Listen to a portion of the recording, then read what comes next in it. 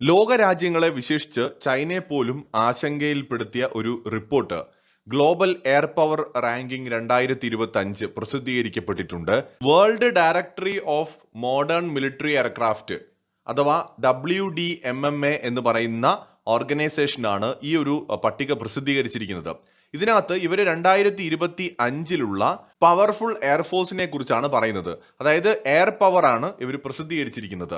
ഇതിലെ റാങ്കിങ് ചൈനയെ പോലും ഞെട്ടിച്ചതാണെന്ന് ഞാൻ പറയാൻ ഒരു കാരണമുണ്ട്. ഇവരുടെ പട്ടിക എടുത്ത് നോക്കിക്കഴിഞ്ഞാൽ ഒന്നാമത്തേത് അമേരിക്കയാണ്, രണ്ടാമത്തേത് റഷ്യയാണ്, മൂന്നാമത്തേത് ഇന്ത്യൻ എയർഫോഴ്സ് ആണ്, നാലാമത്തേത് ചൈനയാണ്. നാലാം സ്ഥാനത്തേക്ക് ചൈന പോയിരിക്കുന്നു, അഞ്ചാമത് ജപ്പാൻ, ആറാമത് ഇസ്രയേൽ, ഏഴാമത് ഫ്രാൻസ്, എട്ടാമത് UK, ഒൻപതാമത് സൗത്ത് കൊറിയ, പത്താമത് ഇറ്റലി. ഇങ്ങനെയാണ് ആ പട്ടിക. ഇത് അവർ പ്രസിദ്ധീകരിച്ചിരിക്കുന്ന രീതി കുറച്ച് ഡിഫറെന്റ് ആയിട്ടാണ്. എന്ന് വെച്ചാൽ ഇതിലെ റാങ്കിങ് എന്ന് പറയുന്നത് ഇപ്പോൾ US-ന്റെ എയർഫോഴ്സ് ഒന്നാമത്, US-ന്റെ നേവി രണ്ടാമത്, റഷ്യൻ എയർഫോഴ്സ് മൂന്നാമത്, അങ്ങനെയാണ് ഈ പട്ടിക പോകുന്നത്.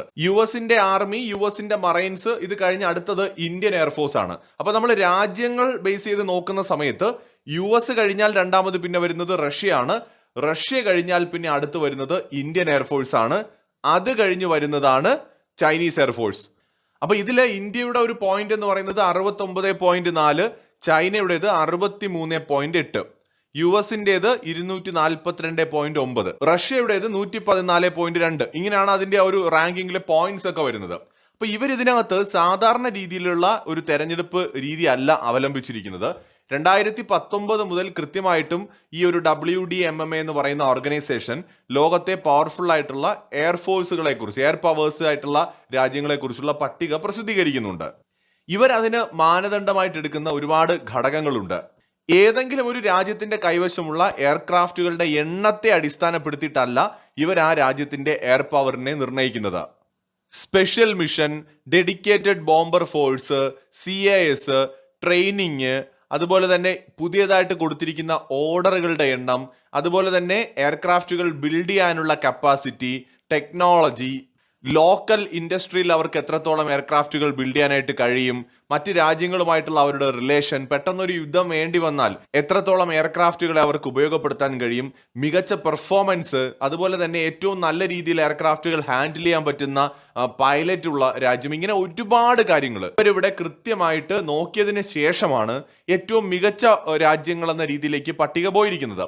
അപ്പൊ വെറും എണ്ണം മാത്രം വെച്ചിട്ടല്ല, ഒരു യുദ്ധം ഉണ്ടാവുമ്പോൾ എങ്ങനെ ആ രാജ്യം ഏതൊക്കെ രീതിയിൽ ആ യുദ്ധത്തെ നേരിടും, അല്ലെങ്കിൽ എങ്ങനെയൊക്കെ എയർക്രാഫ്റ്റുകളെ ഉപയോഗപ്പെടുത്തും, അതിന് എന്തൊക്കെ ശേഷി ഒരു രാജ്യത്തിനുണ്ട്, അങ്ങനെ നിരവധി രാജ്യങ്ങളെ പരിശോധിച്ച് ഏകദേശം 48,082 എയർക്രാഫ്റ്റുകളെ വിശകലനം ചെയ്ത് രാജ്യങ്ങളുടെ എയർക്രാഫ്റ്റുകൾ മാത്രമല്ല, ഈ രാജ്യങ്ങൾ എന്ത് തരം ആയുധങ്ങളാണ് ആ എയർക്രാഫ്റ്റുകളിൽ ഉപയോഗിക്കുന്നത്, എന്ത് തരം മിസൈലുകളാണ് ഉപയോഗിക്കുന്നത്, ഇത് ഏതൊക്കെ ആ രാജ്യത്തിന് സ്വന്തമായിട്ട് പ്രൊഡക്ഷൻ നടത്താൻ പറ്റും, അങ്ങനെ ഒരുപാട് ഘടകങ്ങൾ വിലയിരുത്തി എക്സ്പേർട്ട് ആയിട്ടുള്ള ആൾക്കാർ ചേർന്നിട്ട് പട്ടികപ്പെടുത്തിയിരിക്കുന്നതാണ് ഇന്ത്യൻ എയർഫോഴ്സ് മൂന്നാമത്, നാലാമത് ചൈന, രണ്ടാമത് റഷ്യ, ഒന്നാമത് അമേരിക്ക. അമേരിക്ക എല്ലാ രംഗത്തും, അമേരിക്കൻ എയർഫോഴ്സ് അവരുടെ നേവിയിലായിക്കോട്ടെ, ആർമിയിലായിക്കോട്ടെ, മറൈൻസിലായിക്കോട്ടെ വളരെ പവർഫുൾ ആയിട്ടാണ് പട്ടികയിൽ കാണിച്ചിരിക്കുന്നത്. അപ്പോൾ ഒന്നാമത് അമേരിക്ക, രണ്ടാമത് റഷ്യ, മൂന്നാമത് ഇന്ത്യ, നാലാമത് ചൈന. ഇങ്ങനെയാണ് ആ പട്ടിക. സോ ഇത് ചൈനയെ പോലും ഞെട്ടിക്കുന്ന ഒരു കാര്യമാണ്. കാരണം ഇന്ത്യ എങ്ങനെയാണ് പാകിസ്ഥാനെ ഒരു ഒറ്റ ദിവസം കൊണ്ട് നിലം പരിശാക്കിയത് എന്ന് ലോകം കണ്ടതാണ്. ഇതിലെ കോമഡി എന്താണെന്ന് വെച്ചാൽ, പാകിസ്ഥാൻ പറയുന്നത് ഇന്ത്യയുടെ 5 വിമാനം 10 വിമാനം ഒക്കെ തകർത്തു എന്നാണ്.